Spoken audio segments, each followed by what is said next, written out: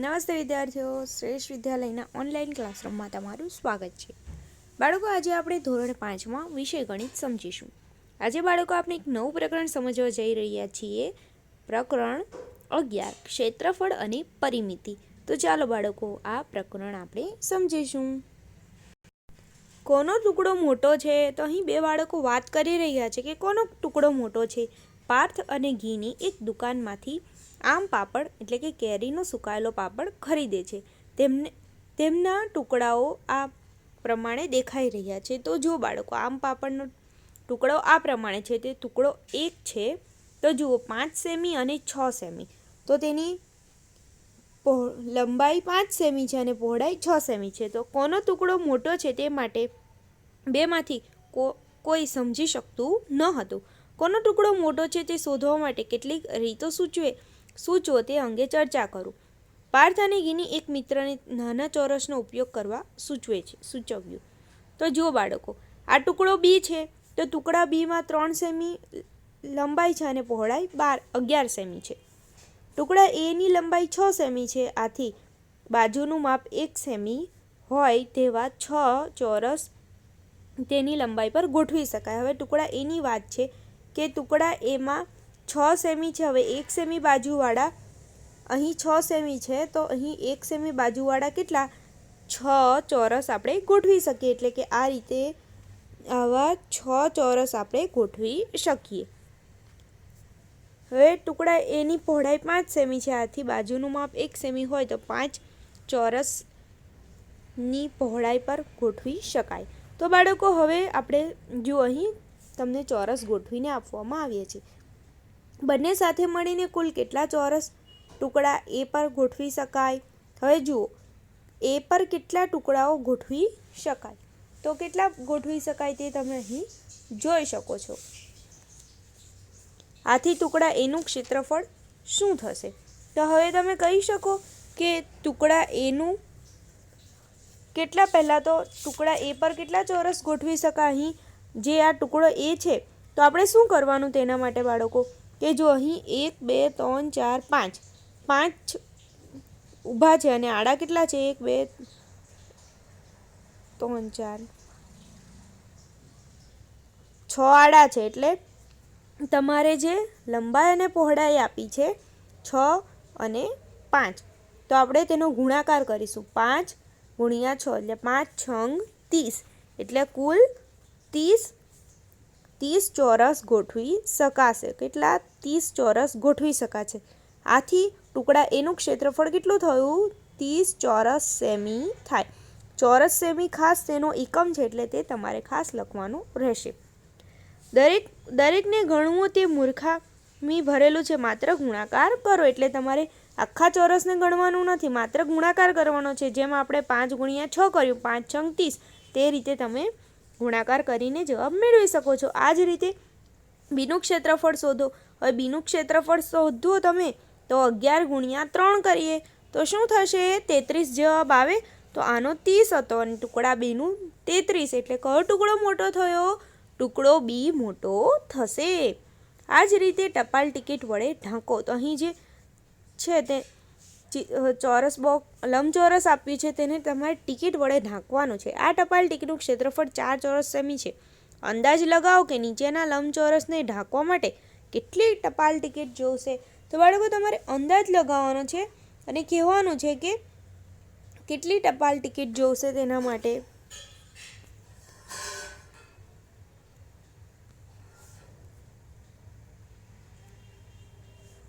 તમને જુઓ બાળકો, અહીં ટિકિટનું ક્ષેત્રફળ ટપાલ ટિકિટનું 4 ચોરસ સેમી આપી દીધું છે. તો તમારે લંબચોરસનું શોધવાનું રહેશે કે કેટલા આ લંબચોરસ પર કેટલી ટિકિટ આવી શકે.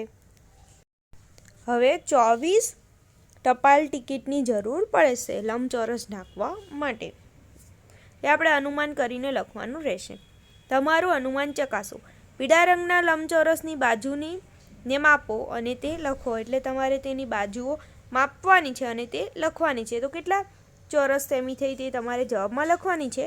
બાળકો, તમારે પણ ખાસ પાઠ્યપુસ્તકમાં માપીને આ જવાબ લખવાના રહેશે. તો તે 14 સેમી જેટલું થાય છે. ત્યારબાદ તેની લંબાઈ પર રહેલી ટિકિટ કેટલી ટિકિટ ગોઠવી શકાય? તેની લંબાઈ પર આપણે કેટલી ટિકિટો ગોઠવી શકીએ? તો 7 જેવી ટિકિટ ગોઠવી શકાય. લંબચોરસની પહોળાઈ કેટલી છે? હવે જે લંબચોરસ આપવામાં આવી છે તેની પહોળાઈ 8 સેમી છે. તેની પહોળાઈ પર કેટલી ટિકિટ ગોઠવી શકાય? હવે તેની પહોળાઈ પર 4 ટિકિટ ગોઠવી શકાય, એટલે તેનાથી અડધી. આ લંબચોરસને સંપૂર્ણ ઢાંકવા માટે કેટલી ટિકિટની જરૂર પડે? હવે સંપૂર્ણ આપણે ઢાંકવું હોય એટલે શું કીધું છે કે આ લંબચોરસને સંપૂર્ણ ઢાંકવું હોય તો કુલ 28 જેવી ટિકિટની જરૂર પડશે. તમારું અનુમાન કેટલું યોગ્ય હતું તે ચર્ચા કરો. મારું અનુમાન જવાબ કરતાં ઓછું હતું. લંબચોરસનું ક્ષેત્રફળ કેટલું થાય છે? લંબચોરસનું હવે આ જે લંબચોરસ આપ્યું છે તેનું તમારે ક્ષેત્રફળ શોધવાનું છે. તો તેની લંબાઈ 14 છે અને પહોળાઈ 8 છે. જેટલી ટિકિટ આવી, લંબાઈમાં જેટલી ટિકિટ તમે સમાવી તે ગણવાની, એટલે 14, અને પહોળાઈમાં કેટલી સમાવી? 8, એટલે 14 ગુણ્યા તમારે 8 કરવાના, એટલે જવાબ શું આવશે? 112 ચોરસ સેમી. હવે લંબચોરસની પરિમિતિ શું થશે? પરિમિતિ એટલે ચારે બાજુનો સરવાળો, એટલે લંબચોરસની પરિમિતિ બરાબર 2 અને કૌંસમાં લંબાઈ વત્તા પહોળાઈ. હવે 14 વત્તા 8 કરે તો 22. હવે 22 ગુણ્યા 2 એટલે શું થશે? 44. એટલે તમારો જવાબ આવશે. આ કઈ રીતે આવ્યો તે આપણે અહીં હું તમને લખીને બતાવું છું. સૂત્ર કંઈક આવું છે કે 2 લંબાઈ વત્તા પહોળાઈ. તો અહીં 2 એમનો એમ લંબાઈ કેટલી હતી? 14 વત્તા 8, એટલે અહીં કેટલો જવાબ આવે? 22. એટલે આનો 22 જવાબ આવે, અને 22 ગુણ્યા 2 એટલે શું જવાબ આવ્યો? 44. એટલે અહીં આપણે 44 લખ્યા.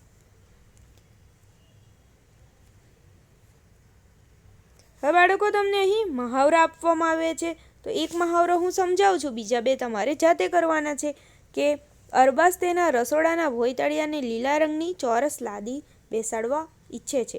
લાદીની દરેક બાજુની લંબાઈ 10 સેમી છે. તેનું રસોડું 220 સેમી લાંબુ અને 180 સેમી પહોળું છે. તો તેને કેટલી લાદીની જરૂર પડશે? તો તેને કેટલી લાદીની જરૂર પડશે તે તમારે શોધવાનું છે.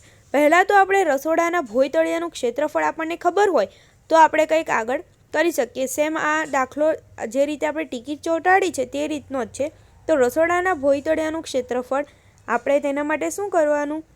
લંબાઈ કેટલી છે આપણને આપી? કેટલું લાંબુ છે? 120 સેમી અને પહોળું 180. એટલે આ બંનેનો ગુણાકાર કરીએ તો આપણને જવાબ મળશે. રસોડાના ભોંયતળિયાનું ક્ષેત્રફળ કંઈક થશે 39,000 ને બીજા 600 ચોરસ સેમી જેટલા થશે. ત્યારબાદ એક લાદીનું ક્ષેત્રફળ આપણે શોધીએ તો 10 ગુણ્યા 10 એટલે 100 થશે. 100 ચોરસ સેમી. હવે આપણે ગણી શકીએ કે લાદીની સંખ્યા બરાબર ભોંયતળિયાનું ક્ષેત્રફળ છેદમાં લાદીનું ક્ષેત્રફળ. હવે ભોંયતળિયાનું ક્ષેત્રફળ અહીં આપણે શોધ્યું 39,600 અને બીજું લાદીનું ક્ષેત્રફળ કેટલું છે? 100. એટલે આ 2 0 ઉડી જાય. એટલે શું જવાબ આવ્યો? 396. એટલે કેટલી લાદીની સંખ્યા જોઈએ? 396 લાદી જોશે. 396 લાદી જોશે. ત્યારબાદ ચોરસ બગીચાની ફરતે કરેલી વાડની લંબાઈ 20 સેમી છે. તો બગીચાની એક બાજુની લંબાઈ શોધો. તો શું આવશે? એક બાજુની લંબાઈ તો તમારે સૂત્ર મૂકવાનું કે ચોરસ બગીચાની ફરતે કરેલી વાડની લંબાઈ બરાબર ચોરસ બગીચાની પરિમિતિ. હવે જે લંબાઈ છે તે જ ફરતે વીટી છે એટલે ચારે બાજુ આવી ગઈ એટલે શું આવ્યું? પરિમિતિ થાય. એટલે પરિમિતિ કેટલી આપી છે? 20 આપી છે.